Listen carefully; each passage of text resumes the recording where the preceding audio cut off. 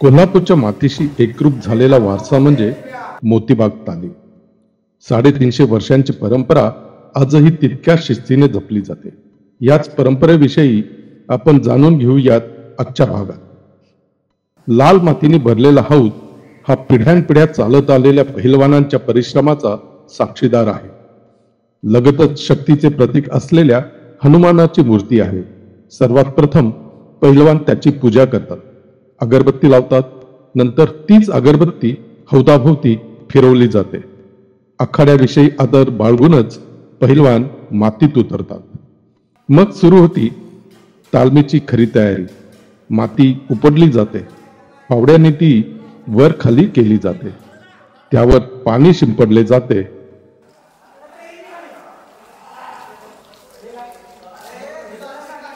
त्यानंतर पायाने ती चाचपली जाते.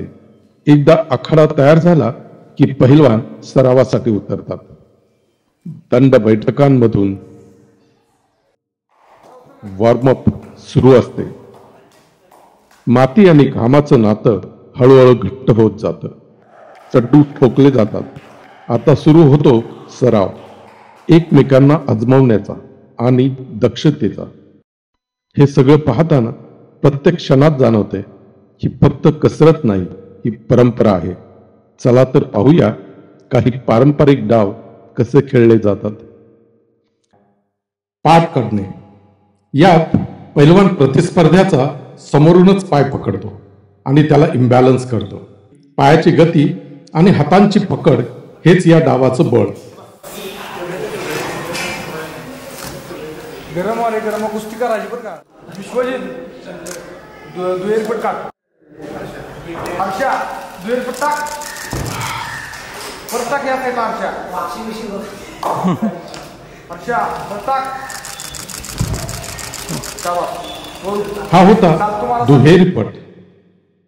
पुढचा आहे तिरपाट काढणे. या डावात पहिलवान प्रतिस्पर्ध्याच्या एका पायावर लक्ष केंद्रित करतो. तो झेप घेत प्रतिस्पर्ध्याचा पाय खांद्यापर्यंत उचलतो आणि शरीराच्या तिरप्या हालचालींनी त्याचा पाठ काढतो. वेग, चपळाई आणि अचूक संतुलन या डावात कसोटीला लागतात. नाव घ्या.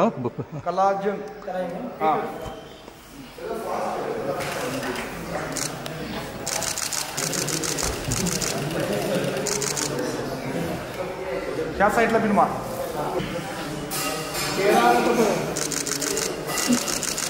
वाह. विश्वजित पाटील आणि हा विनायक वास्कर. आपल्याला बॅक थ्रो हे कुस्तीतच सगळ्यात एक नंबरचं टेक्निक. आपल्याला बॅक थ्रो. इथे पहिलवान मागून प्रतिस्पर्ध्याच्या कंबरेला घट्ट पकड घेतो. एका क्षणात आपलं शरीर वळवून त्याला डोक्यावरून खाली फेकतो.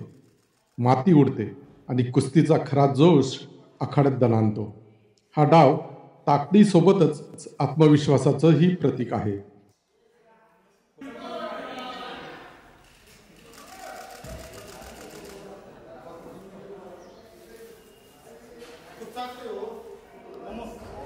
विनायक वास्कर आणि हर्षद दानवे कुस्तीतलं एक चांगलं टेक्निक धोबी. विनायक वास्कर हर्षदला धोबी पछाड हा कुस्तीतील अत्यंत प्रभावी डाव.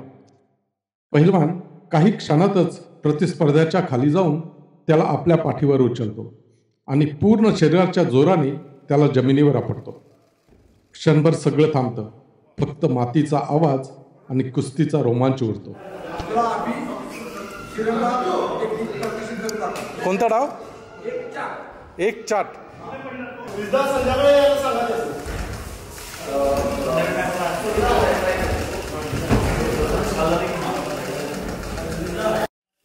सरावानंतर पहिलवान मंडळी सर्वांगावर माती उडवतात.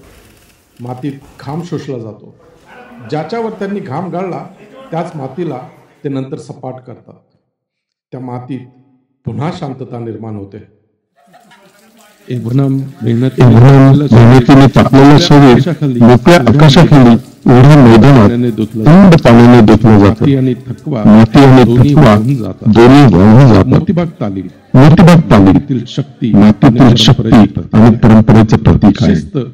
शिस्त, श्रद्धा आणि संस्कार इथे अजूनही जिवंत आहे. ह्या बदलल्या, काळ बदलला, कुस्ती बदलली, पण या मातीचा सुगंध आणि या मल्लांचा जोश आजही तसाच आहे. Recapnou, deixa eu ver.